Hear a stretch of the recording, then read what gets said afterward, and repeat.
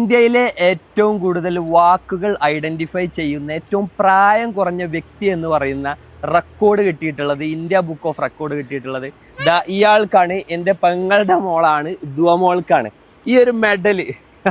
അപ്പോൾ 1.5 വയസ്സ് പ്രായമുള്ള ഈ ഒരു കുട്ടിക്കാണ് ഏറ്റവും കൂടുതൽ വാക്കുകൾ ഐഡന്റിഫൈ ചെയ്യുന്നതിനുള്ള ഇന്ത്യ ബുക്ക് ഓഫ് റെക്കോർഡ്. അതേപോലെ ഒരു സർട്ടിഫിക്കറ്റ് ഉണ്ട്. അല്ല, ഇതൊക്കെ എന്തിനാ കിട്ടിയത്? ഇതെന്തിനാ നമുക്ക് കിട്ടിയത്?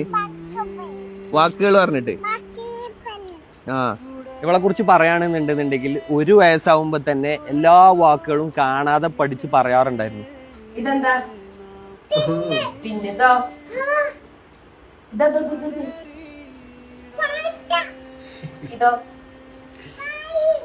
ഇതോ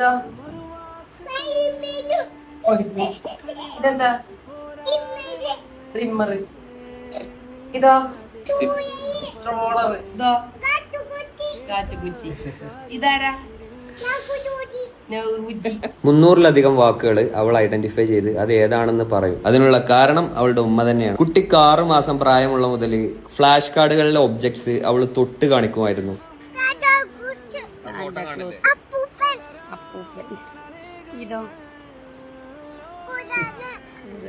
അവളുടെ അമ്മാവൻ എന്ന നിലയിൽ ഞാനും ഏറ്റവും പ്രൗഡാണ്.